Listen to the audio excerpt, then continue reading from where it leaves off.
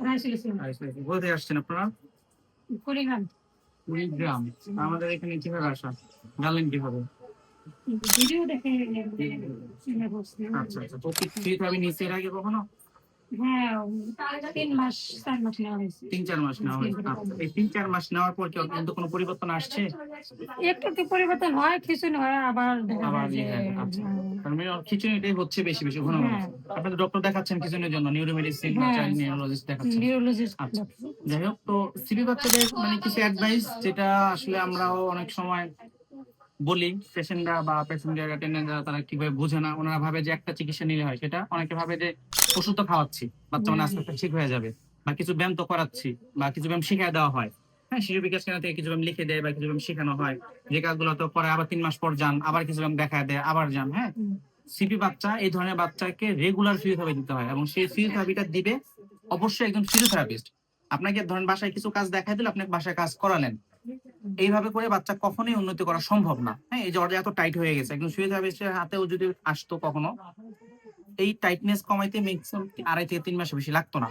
সেটা এখন না, অবশ্যই যখন 6 মাস 7 মাস, কারণ এই টাইটনেস কিন্তু 6-7 মাসে বোঝার কথা। হ্যাঁ, আর ঘাটটা যখন 2.5 মাসে শক্ত হচ্ছে না, 3 মাসে শক্ত হচ্ছে না, তখন তো বুঝতে পারছি, কিন্তু তখনই তখন আপনি কিন্তু ডক্টর দেখাইছেন, হ্যাঁ কিন্তু তারা বলে দিচ্ছে ডেভেলপমেন্টাল থেরাপি, বলছি কিন্তু আপনি ওনারা বুঝেন বলছে। না আসলে থেরাপিটা কে দিবে।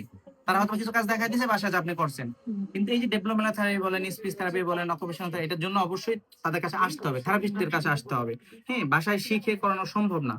এটা করতে করতে যেটা হয়, 3 মাস পর পর ফলো আপ করতে করতে বাচ্চাগুলো বয়স হয়ে যায়, বেশি দেরি হয়ে যায়। আলটিমেটলি আসে, শেষে আসলো আমাদের কাছে আসে, কিন্তু তখন আমাদের অনেক বেশি কষ্ট, আপনাদের কষ্ট, আপনাদেরকে সময় লাগে বেশি, আর্থিক ক্ষতি, পাশাপাশি ধৈর্য হারায় ফেলে অনেকে। হ্যাঁ, এবং হ্যাঁ আরেকটা সবচেয়ে ইম্পর্টেন্ট যেটা, বাচ্চাদের ওকে 3 মাস 4 মাস বা 6 মাসের মধ্যে পেলে আমরা যতটা উন্নতি আনতে পারি, 2.5 বছর 3 বছর 5 বছর মধ্যে অত বেশি উন্নতি আনা সম্ভব হয় না। অনেকটাই আসে, বাকিটা তো অনেকই একই রকম না, কিন্তু বেশিরভাগই দেখা যায় লেট হয়ে গেলে ওরকম উন্নতি আসে না। তারপর আমাদের টার্গেট থাকে এই বাচ্চাগুলোদের অ্যাটলিস্ট যেন হাঁটা চলাটা স্বাভাবিক আসে, নিজের কাজগুলো যেন, কারণ ওকে আপনি কতদিন ক্যারি করবেন? হ্যাঁ, ওকে সারা জীবন তো আপনি কোলে নিয়ে বা খাওয়া দিয়ে ঘুরে এটা করতে পারবেন না, ও যেন নিজের কাজ নিজে করতে পারে, এই আমাদেরও টার্গেট এমন।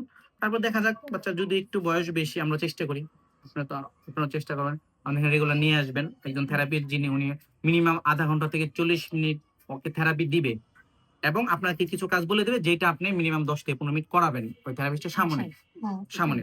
এরপরও বাসায় তো কিছু কাজ দেখাতে হবে যেটা আপনি বাসায় করবেন, কিন্তু এখানে আসার পরও থেরাপি দেওয়ার পর আপনি কিছু কাজ করা নিয়ে যাবেন বাচ্চাকে। এটা করলে যেটা হবে যে আস্তে আস্তে আপনি শিখলেন কাজগুলো, বাসায় যেন রেগুলার করতে পারেন। আচ্ছা, তো, হ্যাঁ